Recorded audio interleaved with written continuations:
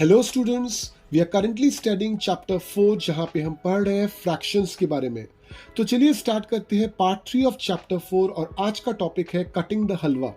But इसके पहले कि हम टॉपिक पे जाएं, मैंने आपको वादा किया था पिछले वीडियो में कि हम स्टार्ट करेंगे आज का सेशन एक गेम से। तो चले आइए पेज 60 पर एक गेम वहां पे दी हुई है जिसको आप खेल सकते हो अपने दोस्तों के साथ। तो इस गेम को खेलने के लिए आपको 4 दोस्त लगेंगे। एक सर्कल बना हुआ है, देखिए हर एक प्लेयर को क्या करना है कि 15 टोकन्स बनाने हैं पेपर के और उन पे लिखने हैं इस तरह के नंबर्स। अब इन टोकन्स को शफल कीजिए। शफल करने के बाद इनको एक साथ एक जगह पे डाल दीजिए। एक एक करके प्लेयर एक टोकन वहां से निकालेगा और उसमें जो भी फ्रैक्शन दिया हुआ है उस फ्रैक्शन ऑफ द सर्कल को वो कलर कर देगा। तो इस तरह से देख लीजिए कि विनर कौन है और उस विनर ने कितने टोकन्स उठाए और आपने कितने टोकन्स उठाए और आपने कितने पोर्शंस कलर किए। ठीक उसी तरह से पेज नंबर 60 पे दिया हुआ है एक कार्ड पजल। इस कार्ड पजल का आंसर आपको पेज नंबर 68 पर मिल जाएगा। चलिए आते हैं पेज नंबर 61 पर जहां पे है गेस एंड चेक।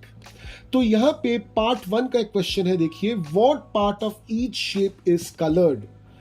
मैंने आपके लिए लाइंस ड्रॉ कर दिए हैं, बहुत ध्यान से देखिए। पार्ट 1 में एक पोर्शन कलर्ड है आउट ऑफ 8 पार्ट्स, यानी कि कलर्ड एरिया क्या है 1/8 of the total figure.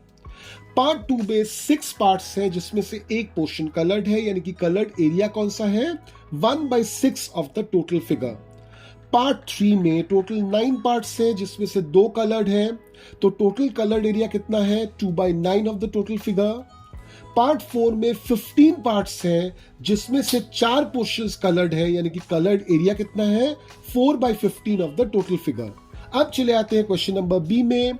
Do you remember this picture, look at the small triangle, what part of the square is it. तो ये छोटा सा जो ट्रायंगल बना है ये स्क्वायर का कितना पोर्शन है, ऑब्वियसली हाफ है। कैसे पता चला, सिंपल गेस से। Divide the big triangles and small shapes into small triangles. How many small triangles are there altogether? देखिए मैंने इसको ट्राई किया और इस तरह से मैंने इसको ड्रॉ किया तो मुझे कुछ ट्रायंगल्स मिले हैं। आप ट्राई कीजिए, शायद आपको इससे भी ज्यादा ट्रायंगल्स मिल जाए। अब चले आते हैं पेज 62 के कलर्ड पार्ट्स में। Number 1, this circle is divided into 2 equal parts. 2 equal parts में डिवाइडेड है। Out of dash equal parts 1 part is coloured blue. तो डैश में क्या जाएगा, ऑब्वियसली 2, क्योंकि यहां पे 2 इक्वल पार्ट्स हैं।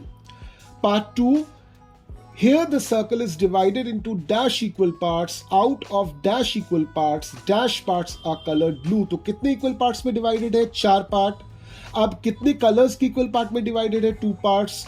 इनमें से कितना पार्ट ब्लू है, सो इट इज अगेन 2। चले आइए 3 में। 3 को आपको पूरा करना है 1 और 2 के तरह से ही। Here द सर्कल इज, तो मैंने क्या कंप्लीट किया इसको, डिवाइडेड इन 6 इक्वल पार्ट्स। यहाँ पे 6 इक्वल पार्ट्स हैं।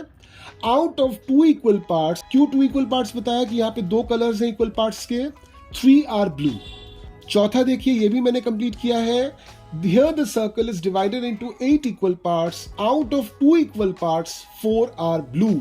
तो नीचे इसके एक इक्वेशन है जिस इक्वेशन को आपको कंप्लीट करना है इन 4 आंसर्स को देखकर। तो मैंने क्या लिखा, पहले वाले से 1/2, दूसरे वाले से 2/4, तीसरे वाले से 3/6 और चौथे वाले से 4/8। अब ये देखिए जितने भी फ्रैक्शंस हैं सबके सब सेम हैं, क्योंकि 2/4 को आप 1/2 भी लिख सकते हो।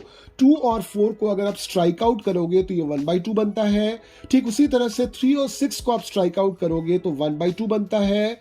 4/8 को आप स्ट्राइक आउट करोगे तो इससे भी आपका 1/2 बनेगा। तो मैं लिख ही सकता हूं 1/2 is equals to 2/4 is equals to 3/6 is equals to 4/8। तो चले आते हैं पेज 63 पे जहां पे है कटिंग द हलवा। तो रमेश ने क्या किया, इसने एक पीस ऑफ हलवा खरीदा। उसकी 2 बच्चियां हैं, अम्मू और अनु, दोनों में ये हलवा ये डिवाइड करना चाहता है। तो अगर रमेश हलवा जो है दोनों बच्चियों में डिवाइड करता है तो यहाँ पे 2 बच्चियां हैं, हलवा 1 है, तो हर एक बच्ची को एक एक पीस हलवा मिलेगा।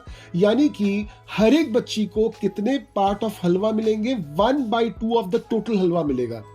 तो पहली बच्ची को भी 1/2 ऑफ टोटल हलवा मिल रहा है और सेकेंड बच्ची को भी 1/2 ऑफ टोटल हलवा मिल रहा है। अब ये बच्चियां रमेश को बता रही हैं कि हलवे का जो पीस है वो काफी बड़ा है। तो रमेश ने क्या किया, रमेश ने वापस से इस हलवे की पीस को 2 पार्ट्स में डिवाइड कर दिया। तो पहली जो बच्ची थी उसके पास 1 पीस हलवा था, रमेश ने उसे 2 पार्ट में डिवाइड किया। दूसरी जो बच्ची है उसके पास भी 1 पीस हलवा है, उसने उसको 2 पीस में डिवाइड किया। तो टोटल पार्ट्स कितने बने, पहले बच्ची के पास 2, दूसरी बच्ची के पास 2, यानी कि 2 + 2 = 4। तो हर एक बच्ची को जो हर एक पीस मिला है वो हलवे का कितना फ्रैक्शन है, 1/4। अब इन बच्चियों को जब इसने 2-2 पीस करके हलवा दे दिया तो बच्चियों ने वापस बोला कि अभी भी पीस बहुत बड़ा है। तो रमेश ने क्या किया, इन पीसेस को वापस से तोड़े 2 पार्ट्स में। तो पहली बच्ची के पास 2 पीसेस ऑफ हलवा थे, हर एक पीस को अगर 2 पार्ट में डिवाइड करते हैं तो 2 पीस को कितने पार्ट में डिवाइड करेंगे, 4 पीस में। 2 × 2 = 4। तो पहली बच्ची के पास 2 × 2 = 4 पीसेस ऑफ हलवा है। सेकेंड बच्ची के पास भी 2 × 2 = 4 पीस ऑफ हलवा होगा। टोटल पीसेस कितने बने, 4 + 4 विच इज 8, यानी कि हर एक बच्ची के पास हर एक पीस ऑफ हलवा जो है वो पूरे हलवे का कितना पोर्शन है, 1/8। अब चले आइए पेज 64 पे क्वेश्चन दिया हुआ है, if Ramesh had cut the halwa into 6 equal parts, how many pieces would each have got. अगर एकदम शुरू में ही रमेश ने 6 पीसेस में डिवाइड किया होता तो क्या होता, पहली बच्ची को 3 पीसेस मिलते क्योंकि 6 का आधा उसको मिलना था। तो 6/2 = 3। तो पहली बच्ची को 3 पीसेस मिलते, सेकेंड बच्ची को भी 3 पीसेस मिलते। तो हर एक बच्ची के पास हर एक जो पीस होता वो कितने पार्ट ऑफ होता हलवा का, इट इज 1/6। अब देखिए एक पैटर्न वहां पे दिया हुआ है, 1/2 = क्या, तो 1/2 इक्वल टू क्या अगर हम लिखना चाहते हैं तो हमको एक ऐसा ही फ्रैक्शन बताना पड़ेगा वहां पे जिसके न्यूमरेटर में 1 हो और डिनोमिनेटर में 2 हो। तो हम क्या करते हैं कि इसको हम सिंपल लिखते हैं, 1/2 = 2/4 = 3/6 = 4/8 = 5/10। कितनी आसानी से मैंने लिख दिया, मगर लिखा कैसे, चेक कीजिए बहुत ध्यान से। मैंने न्यूमरेटर को हर बार 1 से बढ़ाया है। तो पहले था 1, उसके बाद बना 2, उसके बाद बना 3, 4 और 5। और नीचे जो डिनोमिनेटर है उसको मैंने न्यूमरेटर का डबल रखा है, यानी कि 2 जब था तो 2 × 2 = 4, मैंने 4 रखा। जब 3 था तो 3 × 2 = 6, मैंने 6 बनाया। जब 4 था 4 × 2 = 8, मैंने 8 लिखा। जब 5 था 5 × 2 = 10, मैंने 10 लिखा। तो 2/4 अगर आप देखते हो तो 2 और 4 स्ट्राइक आउट हो जाएंगे, क्या बचेगा, 1/2। ठीक उसी तरह से 3/6, 4/8 और 5/10 को भी अगर आप स्ट्राइक आउट करोगे तो वो भी आपका बनेगा 1/2। तो इस तरह से हमने ये इक्वेशन भी कंप्लीट कर लिया। चले आइए पेज 64 के पार्ट्स ऑफ द स्ट्रिप पे। यहां पे एक क्वेश्चन है, look at the picture, write down what part of the strip is each green peas. तो बहुत ध्यान से देखिए, यहां पे जो पीसेस बने हुए हैं उसमें से एकदम नीचे है ग्रीन पीस। तो ग्रीन पीस जो है ये 8 पीसेस है, यानी कि हर एक ग्रीन पीस जो है that is 1/8 of the strip. ठीक है, अब अगले वाले पे देखिए, how many 1/4 will make a half.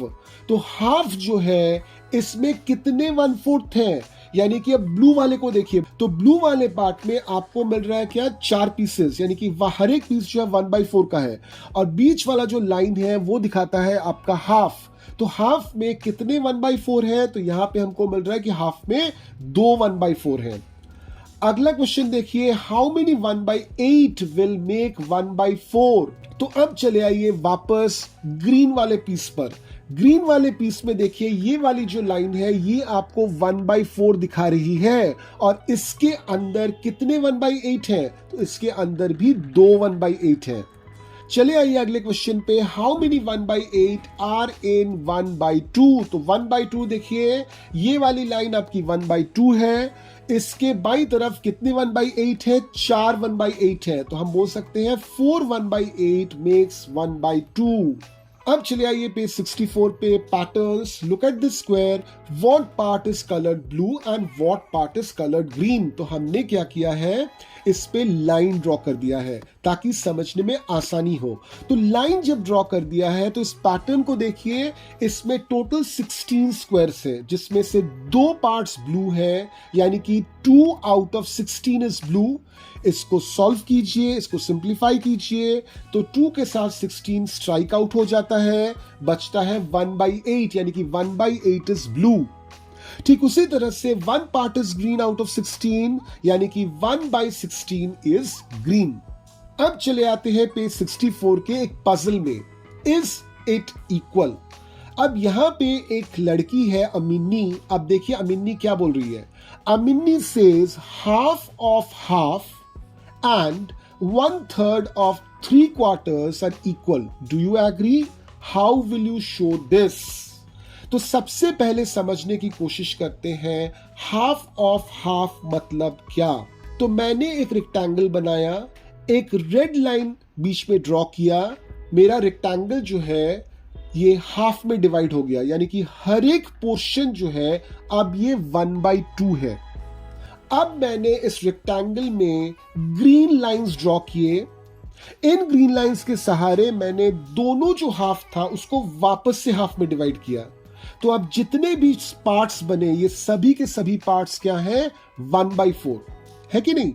अब ये हाफ को देख लीजिए, इस हाफ का हाफ मतलब ये वाला पोर्शन देख लीजिए कितना होता है, 1/4। अब देख लीजिए what is the meaning of 3/4। Quarter का मतलब होता है 1/4, 3/4 का मतलब होता है 3 टाइम्स ऑफ 1/4। वापस से फिगर को देखिए, यहां पर हर एक पार्ट जो है वो 1/4 का है।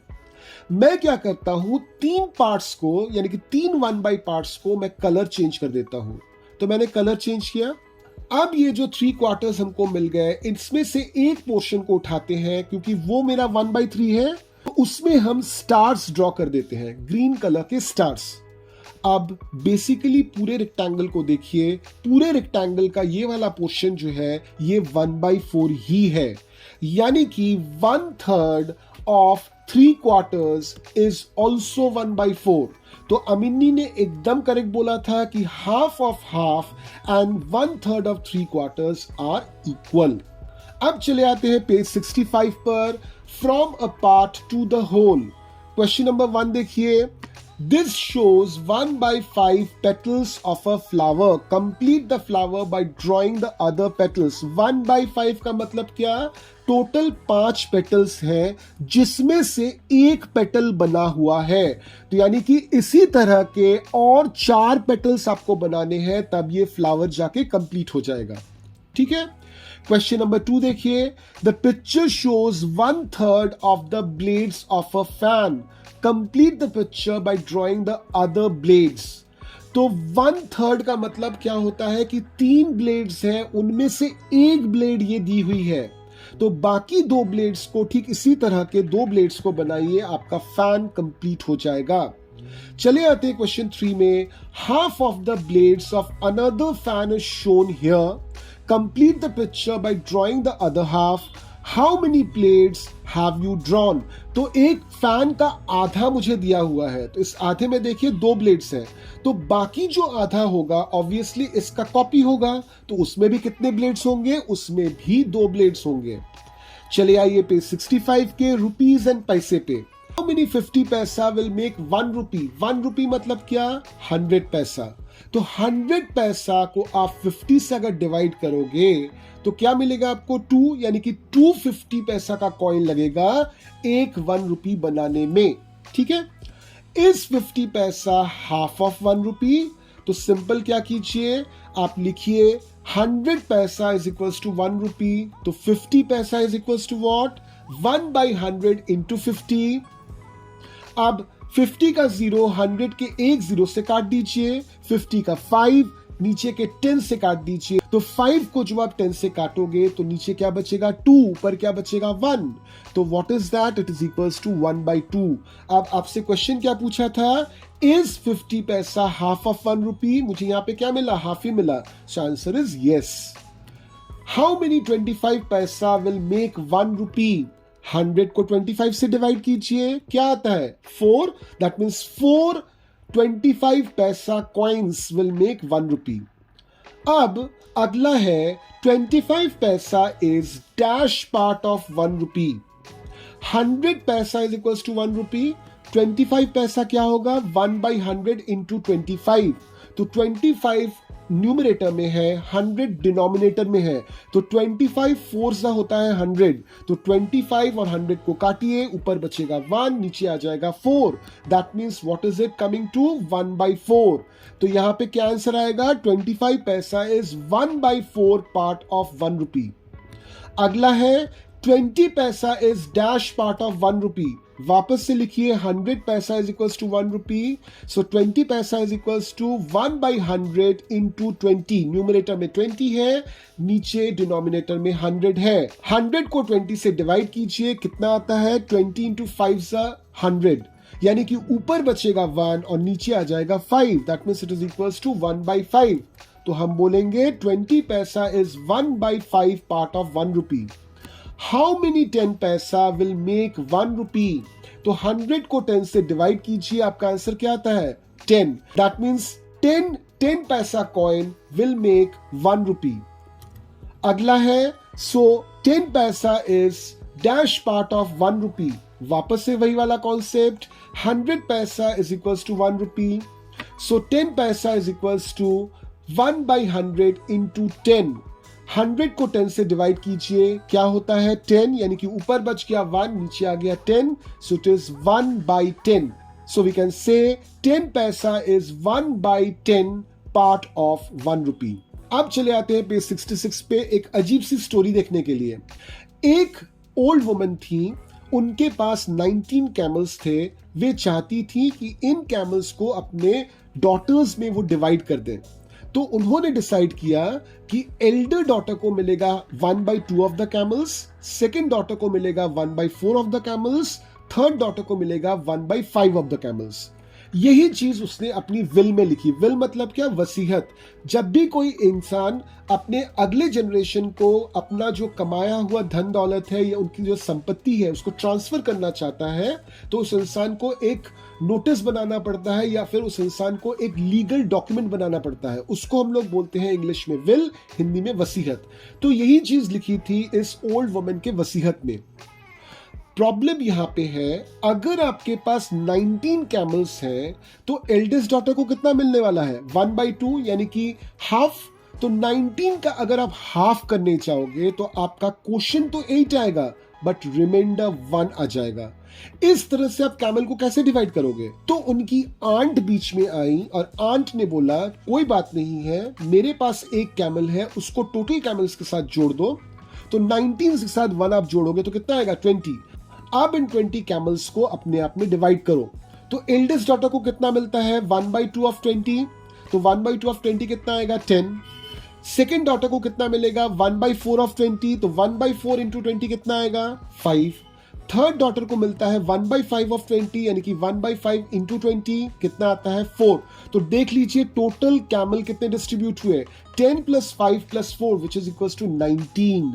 कितने टोटल कैमल्स थे 20। तो 20 में से 19 माइनस कीजिए, बचता है 1। ये 1 कैमल आंट जो है अपने साथ वापस ले जाती है। क्वेश्चन यहां पे है, आंट ने अपना एक कैमल ही क्यों ऐड किया? वो 2 कर सकती थी, वो 3 कर सकती थी, उन्होंने एक ही क्यों ऐड किया? द रीजन इज, आपको यहां पे समझना पड़ेगा the concept of odd and even numbers. Any number that is ending with 1, 3, 5, 7 और 9 they are called odd numbers. ऐसा क्यों कहते हैं?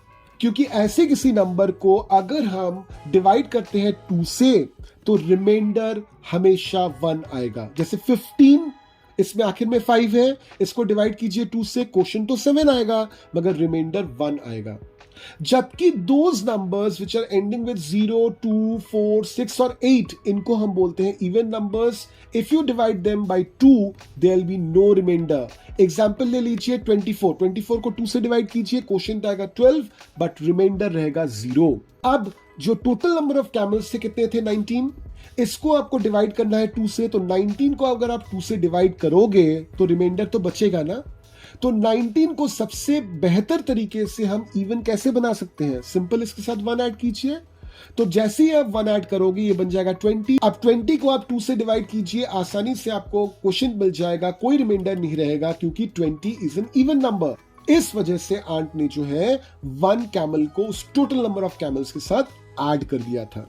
अब चले आइए पेज 67 पे, अरुण्स टाइम टेबल। दिन में 24 घंटे होते हैं। आप भी जब अपना पूरा दिन स्पेंड करते हो तो जरूर कोई टाइम टेबल बनाते होगे।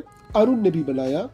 उसको देखना था कि हर एक एक्टिविटी के लिए मैं दिन में कितना टाइम दे रहा हूं।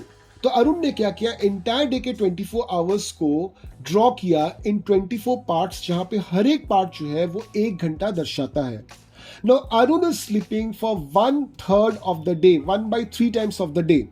दिन में कितने घंटे हुए? 24, तो इसका 1/3 निकालिए।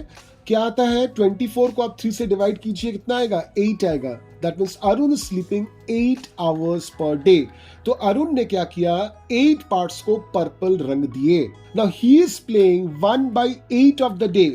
तो 24 का 1/8 क्या होगा? 24 into 1/8 which is equals to 4 hours. यानी कि 4 घंटे अरुण खेलता है, तो 4 घंटे को मैंने ग्रीन रंग कर दिया। He studies 1/4 of a day. तो 24 का 1/4 क्या होता है? 24 into 1/4 which is 6 hours. तो 6 hours को मैंने रेड कलर कर दिया। अब देखिए, for sleeping, studying and playing कितना टाइम गया? 8 + 6 + 4 which is 18 hours. तो अरुण के पास बाकी जो काम करने हैं, बाकी जो एक्टिविटीज करनी है, उसके लिए कितना टाइम बचता है? It is 24 - 18 which is equals to 6 hours. ठीक है। तो आज के सेशन में हमने बहुत तरह से फ्रैक्शंस को देखा, हमने ये भी समझा what is even number, what is odd number. तो चलिए मिलते हैं पार्ट 4 ऑफ चैप्टर 4 में, जहां पे हम लोग डिस्कस करेंगे टॉपिक स्कूल मैगजीन। मगर जरूर याद रखिए, पार्ट 1 और पार्ट 2 दोनों वीडियोस को दोबारा से देख लीजिएगा। पार्ट 3 को भी दोबारा से रिवाइज कर लीजिएगा पार्ट 4 से पहले। अपने फ्रेंड्स को जरूर इन वीडियोस को शेयर कीजिए ताकि उनको भी नॉलेज क्लियर हो जाए। साथ में वीडियो को कमेंट और लाइक करना बिल्कुल भी मत भूलिए। अपने फ्रेंड्स को भी बताइए, आप भी इस चैनल को सब्सक्राइब कर लीजिए। तो फिर मिलते हैं अगले सेशन में। Till then keep learning.